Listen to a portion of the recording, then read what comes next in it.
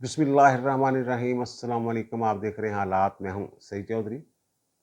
सानिया 9 मई को एक साल मुकम्मल हो गया है और एक साल मुकम्मल होने पर काबीना का इजलास हुआ। बड़ा अहम इजलास था, बड़े अहम फैसले किए गए। डीजी आईएसपीआर की तरफ से भी एक नया बयान जो है वो सामने आया है। सदर मुमलिकत ने भी वज़मती बयान जारी किया है। दीगर अहम शख्सियात जो हैं, जो हुकूमती शख्सियात हैं, उन्होंने भी अपना रद्द-ए-अमल दिया और शदीद रद्द-ए-अमल दिया है। और chief of army staff general Asim Munir ने लाहौर गैरजन का दौरा किया। कोर हेड क्वार्टर पे उन्होंने फौजी अफसरों से खिताब किया। शोहदा की यादगार पे फूल रखे। जिना हाउस का भी दौरा किया उन्होंने। उन्होंने जो खिताब किया है उसमें भी बहुत सारी खबरें हैं। एक इतनी बड़ी खबर है जो मैंने देखा कि किसी मीडिया ने वो या तो समझ नहीं आई इनकी, या वो उठा नहीं सके, या उसका पस मंज़र उनको नहीं पता था। मेरा भी 9 मई का जो दिन है ना, उसका बड़ा हिस्सा जो है वो वाकफाने हाल के साथ गुजरा। 3-4 लोग थे हम। वो लोग जिनकी बड़ी अंदर तक रसाई है, अंदर की खबरें जिनके पास होती हैं।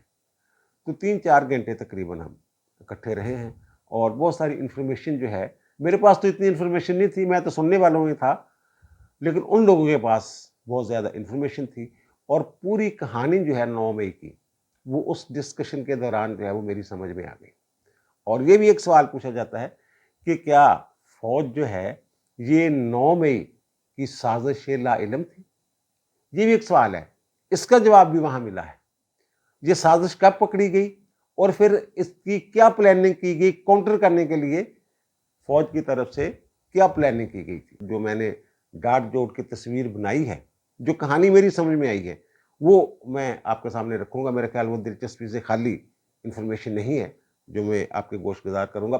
सबसे पहले तो ये बात है जनाब, काबीना का इजलास हुआ 7 मई को। वैसे डीजीएसपीआर ने भी बहुत खुल खला के और बड़े दो टोक अंदाज में एक प्रेस कॉन्फ्रेंस की थी और उसमें वो एक बात कह गए थे जनाब कि एक ही रास्ता है इनके पास कि सिद्ध के दिल के साथ ये माफ़ी मांग लें।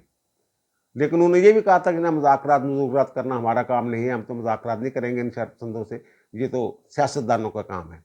तो उस दिन भी मैंने अपने विलाग में ये अर्ज़ किया था कि इसका मतलब ये नहीं है कि इमरान खान माफ़ी मांग लें तो उनके लिए जेल के दरवाजे खुल जाएंगे। आज इसकी वजाहत कर दी है। वजाहत क्या? दो टोक अंदाज में बता दिया गया है डीजीआईएसपीआर की तरफ से भी। उन्होंने भी ये कहा कि जनाब शर पसंदों के साथ कोई किसी किस्म की डील नहीं होगी। और उन्होंने ये भी कहा कि जो हमला किया गया है ये वो लोग थे जो ब्रेन वाश लोग थे, जिनकी ब्रेन वाशिंग की गई थी। ये जो ब्रेन वाशिंग की बात की जा रही है, ये ब्रेन वाश किसने किया था, ज़हन साजी किसने की थी? इमरान खान के 2014 से लेके अब तक जो जेल से भी आना दे रहे हैं, उन तमाम को मिला लें, तस्वीर सामने आ जाएगी। इमरान खान तो पक्का है ना, पहला नंबर इमरान खान का है। खुल्लम खुल्ला ये बातें करता था। जनरल बाजवा मेरी हुकूमत गिरा रहा है जनाब। फौज जो है वो न्यूट्रल क्यों है? न्यूट्रल तो जानवर होता है। डर्टी हैरी जो है ये काम वारदात डाल रहा है। जनरल जो फैसल नसीर हैं आईएसआई के, उनका जिक्र कर रहे थे। ब्रिगेडियर फहीम ये कर रहा है, मुझे कत्ल करवाना चाहता है। और वजीराबाद में जो हमला हुआ था, बाकायदा नामजद पर्चा करवाने की कोशिश कर रहे थे इमरान खान साहब। इनकी अपनी हुकूमत थी पंजाब में, परवेज इलाही वजीर आला थे, लेकिन नहीं पर्चा करवा सके थे। तो ये इमरान खान साहब अकेले नहीं थे इसके पीछे। इसके पीछे कुछ और लोग, कुछ रिटायर्ड लोग फौज के अंदर और कुछ फौज के अंदर लोग थे।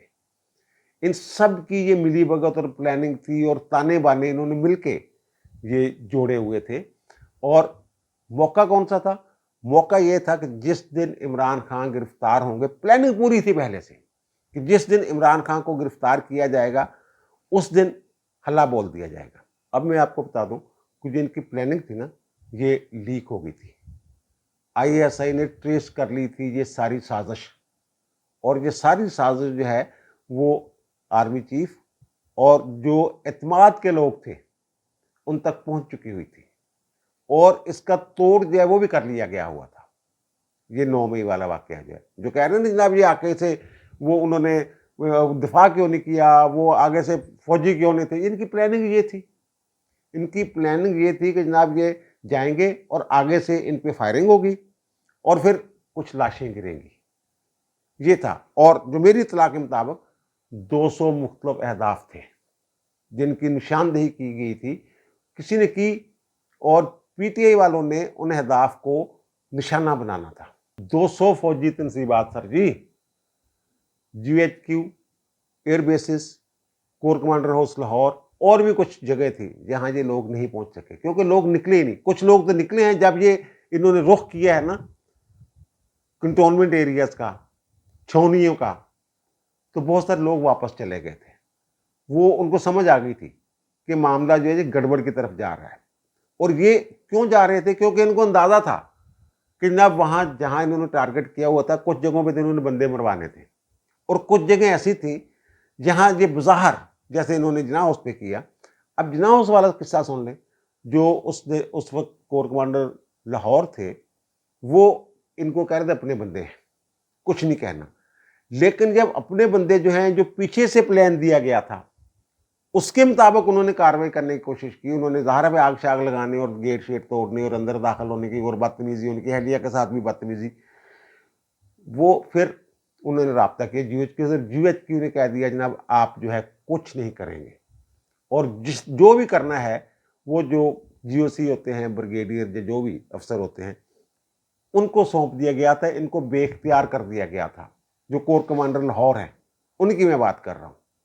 تو پھر جناب اب جو کابینہ کا اجلاس ہوتا ہے اس میں یہ کہا جاتا ہے کہ تو کابینہ کمیٹی بنائی تھی, اس میں انہوں نے کہا تھا جناب انکوائری کر کے رپورٹ دیں. اس نے رپورٹ دے دیا جناب. یہ جو ہے وہی بات جو میں کر رہا ہوں جناب, یہ پوری پلاننگ تھی, ایک منصوبہ بندی تھی, ایک سازش تھی, اور اس سازش کے تحت جناب یہ سارا کچھ ہوا تھا. اور پھر جو ہے جو اس کے لیے حوالے سے قانون سازی کی جائے آئندہ اس طرح کی چیزیں روکنے کے لیے, اور جو موجودہ ملزم ہیں جو گرفتار ہیں ان کو سزائیں دینے کے لیے, معاملے کو تیز کرنے کے لیے, عدالتی کارروائیاں تیز کرنے کے لیے وہ کچھ اقدامات کیے جائیں. بھائی میرے اس میں قانون سازی کی کیا ضرورت ہے؟ جو نیا قانون بناتے ہیں, میں کہتا ہوں کہ نئے قانون کی ضرورت نہیں. ہمارے جو قوانین ہیں ملک کے وہ تمام ضرورتیں پوری کر رہے ہیں. اب جو انسداد دہشت گردی ایکٹ ہے 1997 کا, اس کا سیکشن ہے 19, وہ یہ کہتا ہے کہ اگر دہشت گردی کی واردات ہوتی ہے تو اس ایکٹ کے تحت GIT بھی بنائی جا سکتی ہے, جس میں ISI اور MI کے اور دیگر حساس اداروں کے FIA وغیرہ کے لوگ بھی ہو سکتے ہیں. اور ویسے انسپیکٹر کی سطح کا افسر جو ہے وہ بھی تفتیش کر سکتا ہے. اور وہ تفتیش کتنے دن میں مکمل کرنی ہوتی ہے؟ وہ تفتیش مکمل کرنی ہوتی ہے 30 دن کے اندر, لکھا ہوا ہے اس میں. اور 30 دن کے بعد چالان جو ہے, جس کو 173 کی رپورٹ کہتے ہیں ضابطہ فوجداری کے تحت, وہ سبمٹ کرنی ہوتی ہے انسداد دہشت گردی کی عدالت میں. اور جب انسداد دہشت گردی کی عدالت کاغذ لے لے, کاروائی شروع کر دے, تو 7 دن کے اندر 7 دن سر جی, ایک ہفتہ, 7 دن کے اندر وہ ٹرائل مکمل کرنا ہوتا ہے. اور جہاں 1 سال ہو گیا ہے, اگر انسداد دہشت گردی کی جو عدالت ہے اس کے جج صاحب جو ہیں وہ کسی وجہ سے 7 دن کے اندر ٹرائل مکمل نہیں کر پاتے یا کرنے کی پوزیشن میں نہیں ہوتے, کچھ وجوہات ایسی ہوتے ہیں, ناگزیری وجوہات ہوتے ہیں, تو پھر وہ جو متعلقہ ہائی کورٹ کے چیف جسٹس ہیں نا, ان کو لکھیں گے, ان سے رہنمائی لیں گے, ان سے, اور وہ جو چیف جسٹس ہیں وہ مناسب ہدایات جاری کریں گے ان کو اس حوالے سے. یہ تاخیر کیوں ہوئی؟ یہ سوال تو DGISPR نے بھی 7 تاریخ کو اٹھایا تھا, 7 مئی کو, اور کابینہ نے بھی اٹھایا ہے. 9 مئی کو 1 سال گزرنے کے بعد جو رد عمل, جتنا شدید رد عمل اب آیا ہے DGISPR کا, چیف آف آرمی اسٹاف کا, کابینہ کا, مختلف وزراء اعلیٰ کا, مختلف وزراء کا, وزیر دفاع کا, یہ اس وقت کیوں نہیں آیا تھا؟ وزیر اعظم صاحب اب کہہ رہے ہیں کہ جناب یہ ریاست کے خلاف بغاوت تھی, یہ فوج کے خلاف بغاوت تھی, یہ chief of army staff general Asim Munir کے خلاف بغاوت تھی. تو اس وقت بھی آپ کی حکومت تھی نا, اس وقت آپ نے یہ باتیں کیوں نہیں کی تھی؟ جو میں عرض کر رہا ہوں کہ 9 مئی 2023 کو تو اتنا شدید رد عمل نہیں تھا جتنا اب 1 سال بعد ظاہر کیا جا رہا ہے. وہ جو میں نے عرض کیا نا کہ جو پلاننگ تھی, جو بغاوت کی پلاننگ تھی, سازش تھی, وہ پکڑی گئی تھی. اور طے یہی ہوا تھا کہ ان کی منشا کے مطابق ایسا کچھ نہیں کرنا کہ عوام اور فوج آمنے سامنے, ایسا لگے کہ فوج اور عوام جو ہیں وہ آمنے سامنے آ گئے ہیں اور کچھ لاشیں گر گئی ہیں, کچھ عوام جو ہیں وہ مارے گئے ہیں, اس طرح کا کچھ نہیں کرنا. اور دوسرا یہ تھا کہ جن کے بارے میں رپورٹ تھی, جن کے بارے میں شکوک و شبہات ظاہر کیے گئے تھے, جناب یہ لوگ ملوث ہو سکتے ہیں, ان کو بے نقاب کرنا, کہتے ہیں نا موقع تو پڑنا, وہ والا معاملہ تھا. اس لیے یہ ساری جو ہے وہ اس وقت نرمی کی. اور پھر یہ بھی ہوتا ہے نا کہ اگر فرض کریں کہ 18 20 25 افراد ہیں جن کے بارے میں یہ شک کا رپورٹ ہے کہ کوئی اس قسم کا انقلاب لانا چاہتے ہیں, تو یہ بھی تو ہوتا ہے نا کہ ان کے وہ تو پکڑے جائیں کہ ان کے ساتھی کو چور نہ ہو, اس کے لیے بھی ٹائم لگتا ہے. اب وہ جو سارا معاملہ ہے وہ کلیئر ہو چکا ہوا ہے. یہ میں واقفان حال کی ملاقات کے حوالے سے آپ کو بتا رہا ہوں, اور سٹوری بھی آگے ہے. تو پھر آرمی چیف جو ہیں, جو میں نے عرض کیا, انہوں نے بھی یہ دو ٹوک کہہ دیا ہے کہ یہ جو انتشاری ٹولہ ہے نا, ان کے ساتھ جو اس کے پیچھے تھے, جو سازش کرنے والے تھے, جو ملک دشمن تھے, ان کے ساتھ کسی قسم کی کوئی ڈیل نہیں ہوگی. اور دوسرا, عدالتوں کی میں بات کر رہا ہوں کہ عدالتوں کے کردار کے حوالے سے بھی وہ بہت سارے سوالات ہیں, خاص طور پہ بندیال کوٹ اور ادھر ادھر جو ان کو گڈ ٹو سی یو والے معاملات تھے. اور یہ عدالتوں سے بھی امید لگا کے بیٹھے ہوئے تھے. جو انہوں نے کہا تھا نا مسرت جمشید چیمہ کو, جب یہ گرفتار ہوئے ہیں 9 تاریخ کو, اور رابطہ ہوا مسرت جمشید چیمہ سے, اور وہ ٹیلی فون جو ہے وہ ٹیپ ہو گیا تھا اور وہ لیک بھی ہو گیا تھا, تو اس میں کہہ رہے ہیں اعظم سواتی سے کہو. اعظم سواتی نہیں تھا وہ کہہ رہے, انہوں نے کہا عامر فاروق, یعنی یہ کیا کر رہے ہیں عامر فاروق. انہوں نے کہا عامر فاروق صاحب نے پتہ نہیں کیا رپورٹ مانگی ہوئی ہے, کیا کیا. انہوں نے کہا یہ تو انہیں کی بات مانتا ہے, آپ اوپر بات کریں, آپ ان سے بات کریں. پھر کہا اعظم سواتی سے کہو بات کریں. وہ میں نے آپ کو بتایا تھا کہ جو کال نیم ہوتے ہیں یا جو کوڈ ورڈز میں نام لیے جاتے ہیں, جو رکھے جاتے ہیں سیکورٹی کے لیے, تو اعظم جو ہے وہ چیف جسٹس پاکستان کا نام ہے. تو اعظم سواتی سے نہیں بات کرنی تھی, بندیال صاحب سے بات کرنی تھی. ادھر عامر فاروق کا ذکر کرنے کے بعد چیف جسٹس اسلام آباد کا کہ ادھر بات کرو, اعظم سواتی سے بات کرو, اسے کہو سپریم کورٹ جائے. سمجھ آ گئی اعظم سواتی کا سپریم کورٹ کے ساتھ کیا تعلق. بہرحال ان کو اس وقت بھی امید تھی. تو انہوں نے, یہ آرمی چیف نے کہا ہے کہ جناب سپریم کورٹ کے حکم پر جن لوگوں کو شک کا فائدہ دینا تھا نا وہ دے دیا, اب کوئی رعایت نہیں. سپریم کورٹ کے حکم پہ کن لوگوں کو فائدہ دیا؟ وہ جو فوجی عدالتوں میں 20 بندے جو تھے, ان کا ٹرائل ہوا تھا, تھوڑی موٹی سزائیں ہوئی تھیں, ان کی وہ سزا سو معاف کر کے ان کو رہا کر دیا تھا, عید سے پہلے رپورٹ سبمٹ کرتی تھی. ان لوگوں کی بات کر رہے ہیں. اب جو اندر ہیں یا جو مفرور ہیں, جو بگوڑے ہیں, ان کے لیے کوئی معافی نہیں ہے. یہ میں پہلے بھی کہہ چکا ہوں. جو عمران خان صاحب پریشان ہیں نا, ہوائیاں اڑی ہوئی ہیں, اور ان کو یہ کہہ رہے ہیں اپنے بندوں کو کہ جناب کام ذرا چک کے رکھو, پریشر پاؤ. پریشر پوشر نہیں لینا انہوں نے. اور دوسری جو بات کی ہے نا چیف جسٹس نے, وہ بہت اہم بات ہے, وہ پوری خبر ہے کہ اس کے پیچھے. انہوں نے کہا جناب یہ تنگ نظر انقلاب کی سازش تھی. تنگ نظر انقلاب کیا ہے؟ تنگ نظر انقلاب وہ ہے جو طالبانی حکومت پاکستان میں چاہتے ہیں, جو وہاں چائے پی رہے تھے وہاں امریکیوں کے انخلا پہ, اور کہتے سب ٹھیک ہے. اور تنگ نظر انقلاب وہ ہے جو آئین سے بالاتر ہوتا ہے, جو فوج کے بڑے افسروں کے خلاف کو ہوتا ہے, وہ تنگ نظر انقلاب ہوتا ہے. اس طرح کی حکومت لانے والے لوگ ہوتے ہیں, وہ لوگ ہوتے ہیں. یہ کوئی 18 17 18 20 کے قریب لوگ تھے جنہوں نے یہ ساری واردات جو ہے, جو میں نے عرض کیا نا تانے بانے, چلو میں سازش کے لفظ استعمال نہیں کرتا, لیکن تانے بانے یعنی کہ تختہ الٹ دیو پورے نظام دا, اپنے فوجی قیادت کا تختہ بھی الٹ دو, اور سیاسی قیادت جو ہے اس کا بھی تختہ الٹ دو, اور اپنی مرضی کی حکومت یہاں پہ مسلط کر دو, اور پھر اپنی مرضی کا نظام یہاں نافذ کر دو. یہ تھا. اور جو بوٹا لگایا تھا پاشا صاحب نے 2011 میں جلسہ کروایا تھا, اور ظہیر الاسلام صاحب, مجھے ایک رپورٹ نہیں ہوتی دنیا کے طاقتور ترین لوگوں کی, فوربس کی جو رپورٹ ہوتی ہے, اس کے مطابق جب ظہیر الاسلام صاحب DGISI تھے نا, تو یہ ان کا کتنا نمبر تھا دنیا کے طاقتور ترین لوگوں میں؟ 52 نمبر پہ تھے یہ. اتنے طاقتور آدمی تھے یہ. اور یہ کون تھے؟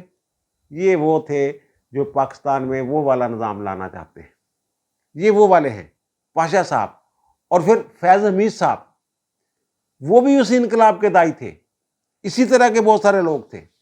اور اس میں ایک لیفٹیننٹ جنرل لاہور, وہ تو فوری طور پہ ہٹا دیے گئے تھے, آپ کو بتایا تھا میں نے. اور پھر 3 میجر جنرل اور 7 بریگیڈیئر, ان سمیت کو 17 18 کے قریب لوگ تھے. وہ سارے جو ہیں اب قابو آ چکے ہوئے ہیں. ان کی انکوائریاں شنکواریاں کورٹ مارشل جو بھی ہے یہ 7 بریگیڈیئر تھوڑے ہوتے ہیں. 1995 میں جب بے نظیر کا دور تھا اور بے نظیر کی حکومت کا اور جو وحید کاکڑ صاحب تھے ان کا رگڑا نکالنے کے لیے بھی کسی طرح کا جو ہے اسلامی نظام خلافت قائم کرنے کے لیے وہ بھی ظہیر الاسلام تھے، جنرل ظہیر الاسلام عباسی صاحب، اور ان کے ساتھ بریگیڈیئر مستنصر باللہ اور اس کے بعد 38 افسر دیگر، وہ سارے پکڑے گئے تھے. وہ سازش بھی پکڑی گئی تھی. اسی طرح یہ سازش بھی پکڑی گئی تھی. اور سازش کے جو چہرے ہیں کہتے ہیں رنگی ہاتھوں پڑنا، موقع تو پڑنا، گردن دبوچنا، اس واسطے انہوں نے ریٹیلیٹ نہیں کیتا سی، فوری جوابی کاروائی نہیں کیتی سی. یہ ساری پلاننگ سے انہوں نے پھڑنے دی اور پھڑے گئے اور چہرے جڑے نے سارے بے نقاب ہو گئے. اب یہ کہتے ہیں جناب false flag operation.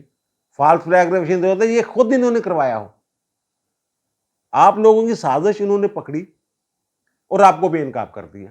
Imran Khan صاحب اگر سمجھ رہے ہیں کہ پریشرائز کر کے کسی نہ کسی طریقے سے کے پی حکومت یہ وہ کسی نہ کسی طریقے سے، اب کے پی کے وزیر اعلیٰ کیا کہہ رہے ہیں جناب گنڈا پور صاحب کہ جناب آپ عام معافی کا اعلان کریں ہم بھی معاف کر دیں گے. او بھائی معافی نہیں ہونی، او جناب گورنر راج لگو تو ہم گورنر اس پہ قبضہ کر لیں گے. ایک خالہ جیدہ کرنی ہے گیا بٹکا چھٹکا جڑی دور گزر گئے نے، ان کچھ فیصلے ہو چکے ہیں.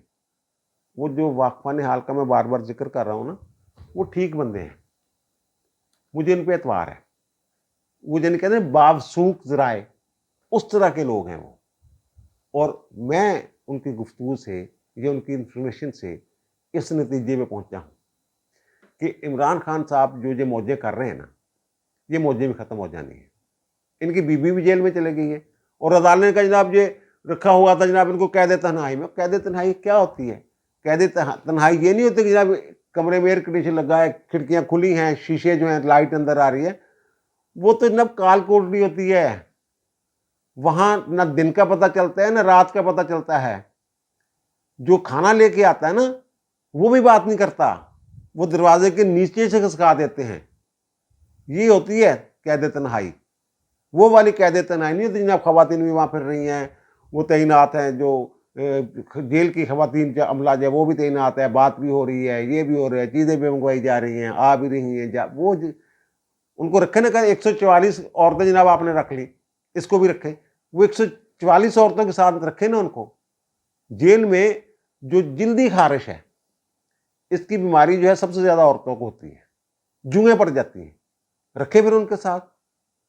اور ان کا بھی جو ہے جو سہولتیں ہیں ان کی وہ ختم کریں. یہ دیکھیں جو کہہ رہے ہیں نا کہ جناب میں معافی تو مانگ لی تھی آپ نے زیبا اختر سے، ایک بڑک ٹائپ جو وہ تھا معاملہ تھا اسلام آباد ہائی کورٹ کا کہ بلائیں جی اس کو. اس نے وہ زیبا چودھری کو جج کو ایک دھمکی کیوں دی؟ اس کی عدالت میں چلے گئے تھے جناب بتانا کہ عمران خان آیا تھا معافی مانگنے. یہ نہ ستو نہیں ہے نہ دے، ایک کھڑے رہنے والے لوگ نہیں ہے.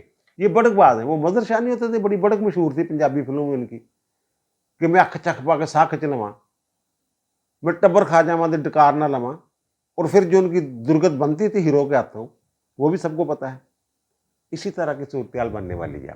اب دیجیے مجھے اجازت، انشاءاللہ دوبارہ ملاقات ہوگی نئے ویلاگ کے ساتھ. اللہ تعالیٰ آپ پر، مجھ پر، ہم سب پر مہربان رہے. اللہ حافظ.